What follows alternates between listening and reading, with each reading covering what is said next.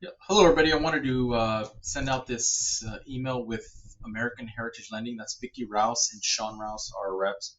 I'll put their information on the email body. But American Heritage Lending, they have pretty interesting loan products. They only do non-QM loans. They do the basic like everybody else. A lot of people, 12 and 21 of the bank statement loans, but they go up to 90% loan to value on purchases. They do the DSCR. They go up to 85% on purchases, which is better than a lot of the lenders out there. Most of them only go to 80%. 1099 loans with the 10% expense factor. Basically, they'll just take whatever's on the 1099, average that out over 2 years. They do not 4506, but they will check the 1099s to make sure that they are have been filed, but they'll just take 10% of whatever's on the 1099. So let's just say in 2023, the 1099 was 100,000. They'll say that your income they can use is $90,000.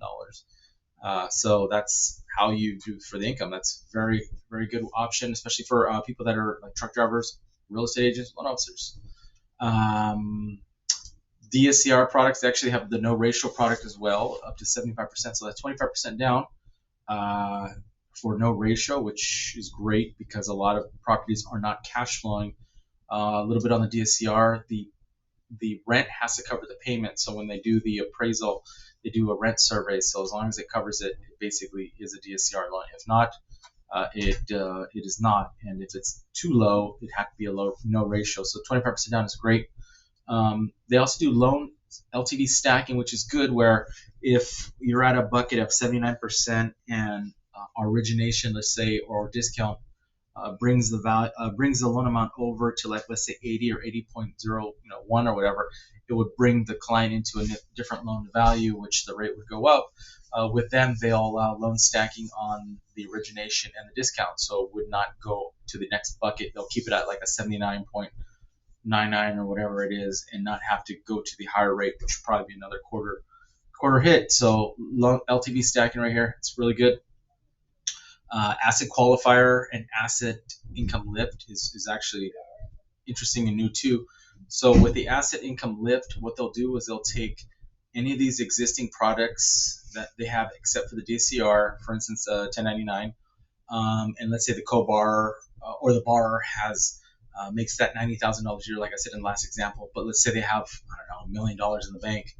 They will divide that by 120 months, and they will give you the income of the lift on the lifter of, in this case, an extra $8,300 a month. So it is an addition to the income that you're already providing. So this will be for the 1099 bank statement loan products.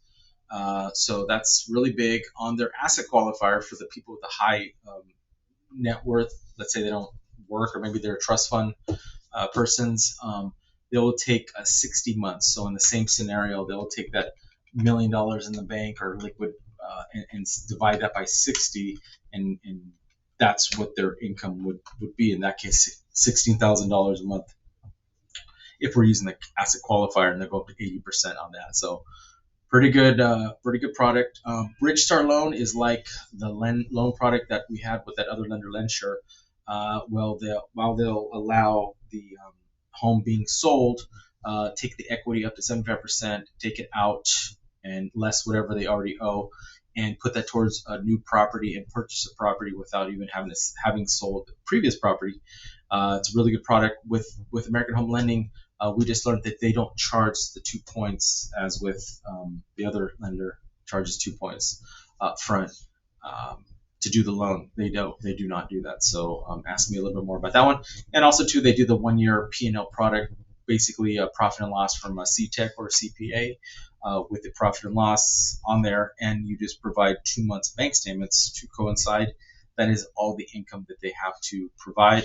I do recommend the P&L if you can, to get away from the bank statements, because sometimes with the bank statements, as we found out, has too many additions, subtractions, and maybe some moving around money because we're showing it on a bank statement, and it doesn't make sense to some underwriters. So to cut the chase, P&L would work best.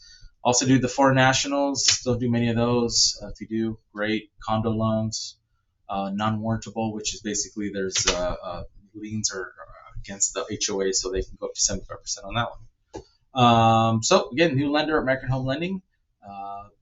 Let me know if you have any questions.